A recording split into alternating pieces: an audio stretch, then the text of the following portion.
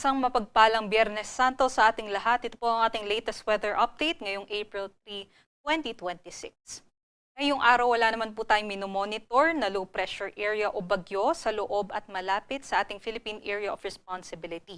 Sa halip itong easterlies o yung hangin galing sa karagatang Pasipiko ay magdadala pa rin ng mainit at malinsangang panahon sa malaking bahagi ng ating bansa. Specifically dito nga po sa may Central and Southern Luzon, maging sa may Visayas and Mindanao area. Ngayong araw, mababa naman po yung tsansa ng mga malawakang pag-ulan. Although bukas, inaasahan natin ay mas tataas naman po yung tsansa ng pag-ulan or yung mga passing rains dito sa may Eastern Visayas, Caraga, and also sa may Davao Region and Northern Mindanao. Dulot pa rin yan ng mga localized thunderstorms. Although yung mga pag-ulan na ito ay mga panandalian lamang na buhos ng ulan. Para naman po sa pagtaya ng ating panahon ngayong araw, sa buong Luzon, bahagyang maulap hanggang sa maulap ang ating panahon na posible pa rin naman na may tsansa ng mga localized thunderstorms. Although sa ngayon nga, mababa naman po yung tsansa na ito. Ito naman po yung ating agwat ng temperatura dito sa Metro Manila, 23 to 33 degrees Celsius. Sa Maylawag, mataas yung ating maximum temp, 23 to 34 degrees Celsius. Napakataas din ang maximum temperature sa may Tuguegarao, 24 to 36 degrees Celsius at sa Baguio, 16 to 24 degrees Celsius. Dito naman sa Tagaytay, 20 to 31 at sa may Legazpi, 24 to 32 degrees Celsius.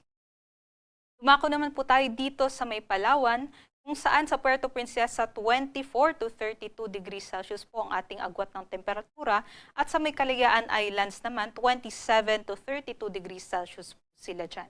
Sa buong Visayas and Mindanao, inaasahan din po natin yung maaliwalas na panahon.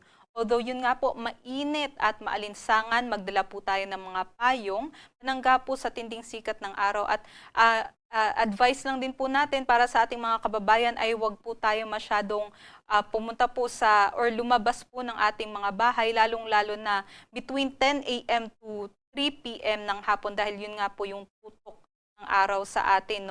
At posible nga po yung heat cramps, heat exhaustion, kung doon po tayo magbabad sa sikat ng araw sa mga oras na ito.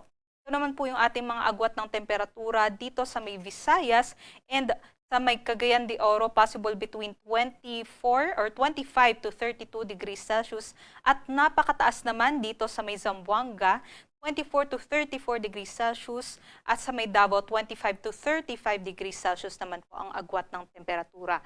Now, ito naman pong mga temperatura na ito ay air temperature o temperatura ng hangin lamang. Iba pa po yung heat index o yung damang init. Yung heat index kasi ay pinagsamang epekto ng init ng hangin maging yung halumigmig o yung moisture sa hangin. So, kung mas mataas yung moisture natin, mas mainit din po yung ating madadama or yung heat factor or yung init factor.